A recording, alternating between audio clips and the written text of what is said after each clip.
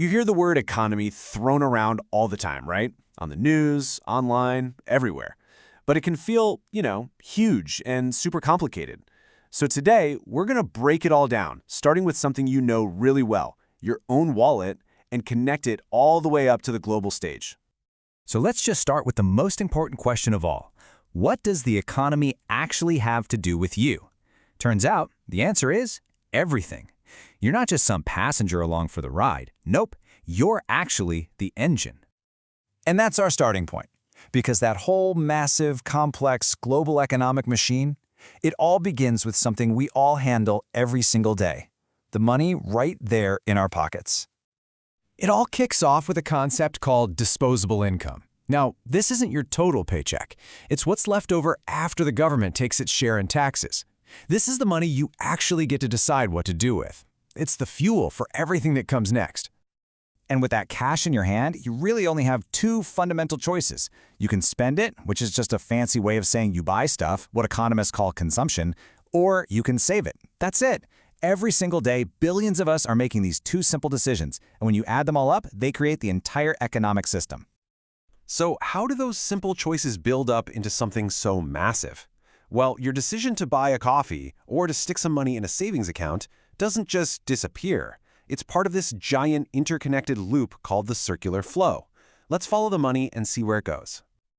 Okay, so the first key player in this whole thing, it's us, you and me, households. And we kind of play two roles here.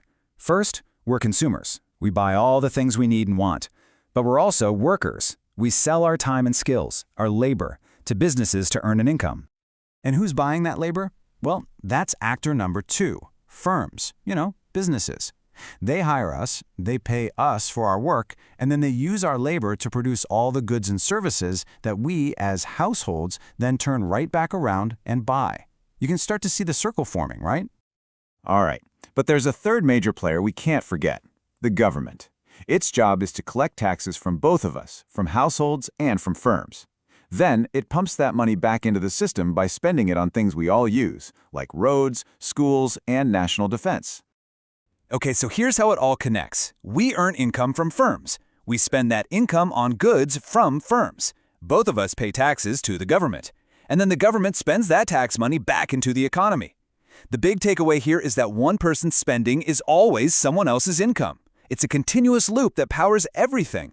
It also shows why a problem in one spot, like layoffs at a big company, can send ripples through the entire system. Okay, so we've established we have this powerful economic engine, but how big is it? How do we actually put a number on the size and health of an entire country's economy? Well, the main yardstick we use is something called Gross Domestic Product, or GDP. The easiest way to think about it is like a giant price tag for everything a country produces in a given year. Every car, every coffee, every surgery. The key word here is domestic. It doesn't matter who owns the factory. If it's made inside a country's borders, it counts toward that country's GDP. So, next time you hear on the news that the economy is growing, this is almost always what they're talking about. They mean that real GDP, the total value of all that stuff we're producing, is going up. Simple as that. The engine is getting bigger. But this brings up a huge and much deeper question, doesn't it? Just because the economy is getting bigger, does that automatically mean life is getting better for everyone in it? In other words, is bigger always better? And this is where we have to understand a crucial difference. Economic growth is quantitative. It's a numbers game. It just asks, is the economy getting bigger? But economic development, that's qualitative. It asks a much more human question. Is life getting better? Are people healthier? Are they more educated? It's all about well-being, not just dollars and cents. So to try and measure better, economists came up with other tools like the Human Development Index, or HDI.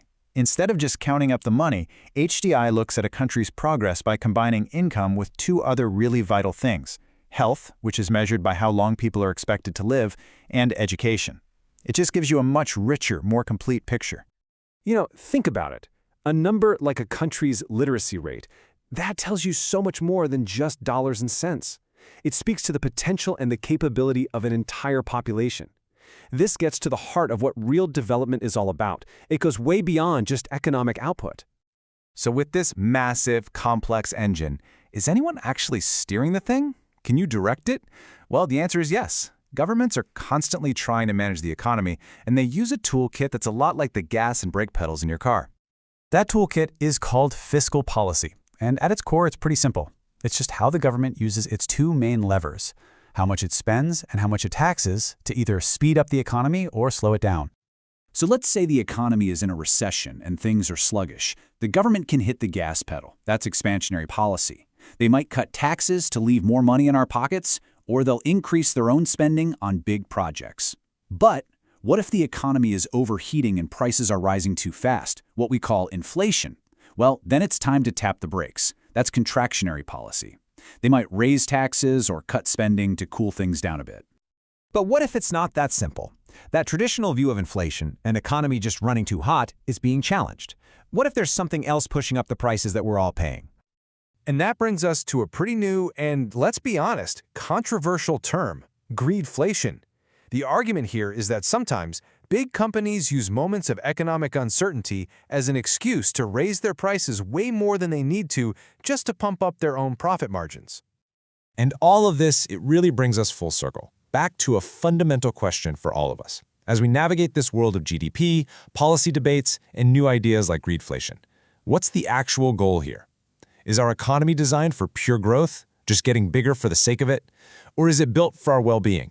And maybe the most important question of all, do we really have to choose between the two?